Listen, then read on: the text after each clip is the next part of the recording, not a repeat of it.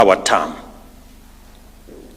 So let me begin by saying that we've had a good engagement looking at the overwhelming mandate that was given to us by the people of Kenya.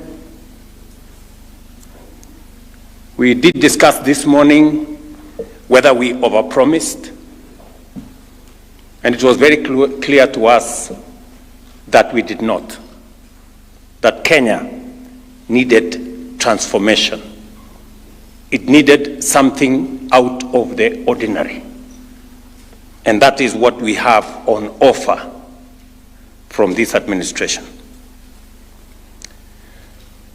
And let me just give you maybe 7 areas that are of concern and that are of priority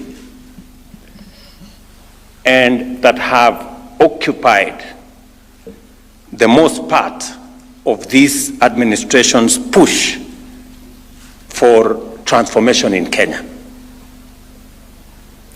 We are very well aware that transformation is not easy. It never was, and we never expected it to be easy. But transforming Kenya, we must. I will speak to 7 subjects that has been the subject of conversation in this gathering and the priority areas of this administration. Number 1 is the economy. We have assessed where we were in 2022. And we had a situation emerging from the shutdown of the economy as a result of COVID-19, a devastating drought followed by floods that had made the cost of living rise very high. Prices of unga were 240. We had 7 million Kenyans in the CRB. Our inflation was at 9.6%. Our exchange rate skyrocketed to about 165 shillings to the dollar. Our foreign exchange earnings went to a low of $6.5 billion, only 3 months of import cover. We had difficulties with supply of our fuel requirements, and our CBR was all the way to almost 14%, and treasury bills were trading at around 16%, and things were difficult. And we had to respond. We did commit that we would get the 7 million Kenyans that were in CRBs out, and we did.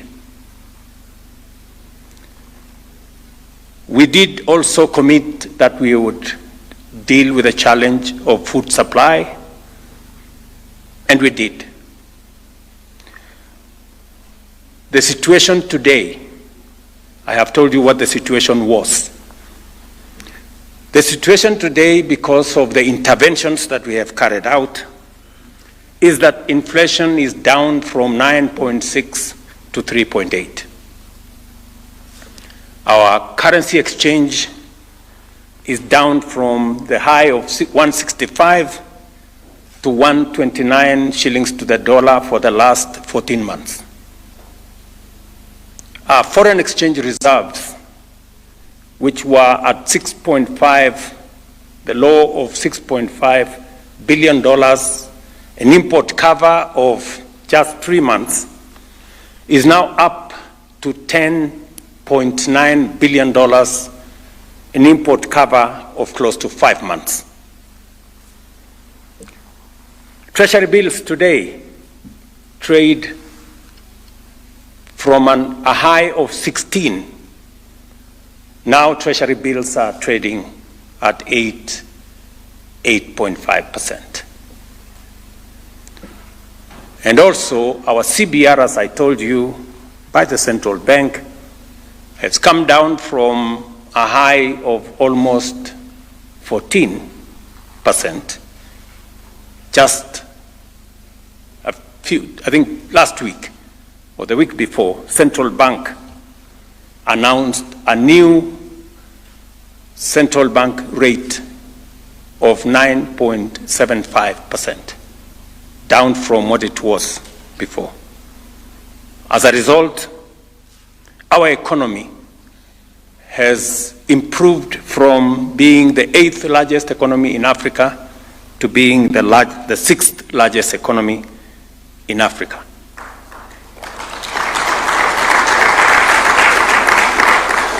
When we told the country that we were going to stabilize the economy, we meant it, and by God's grace, the economy today is different from what it was then.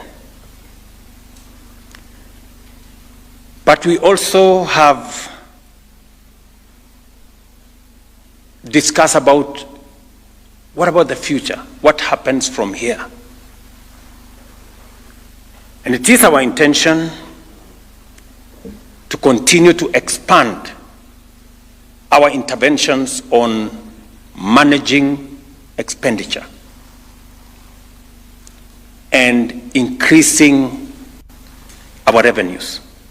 It is our intention, and the targets we have for the future is that we want to move our revenues as a percentage of GDP from 15, 16, 17%. We want to see whether we can take it to 19, 20%. That is our looking forward.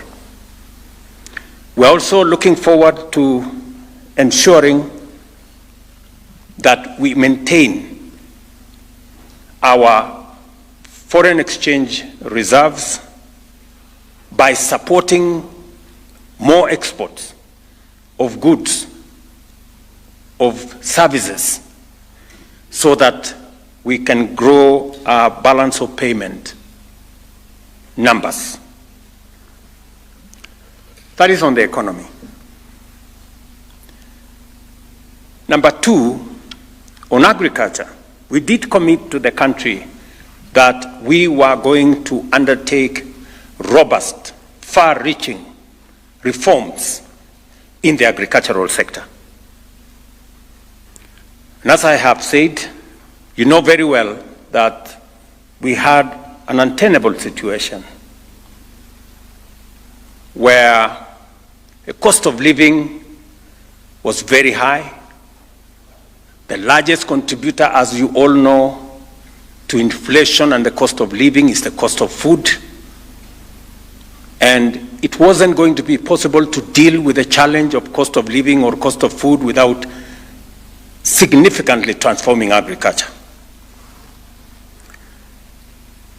So what did we do to deal with that situation that we had where agriculture was not supplying enough food? We had challenges of policies in that space. We had fraud on fertilizer and all the other interventions that were going on.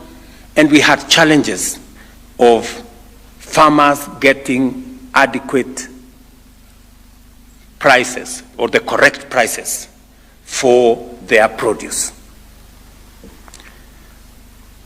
So as an administration, we took 5 steps to transform the agricultural sector.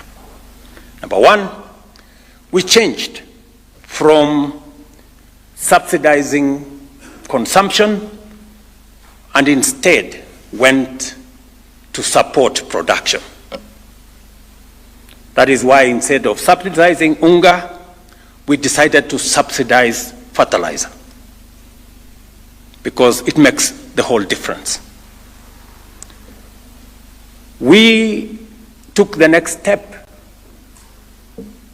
to get the correct data, because the agricultural space didn't have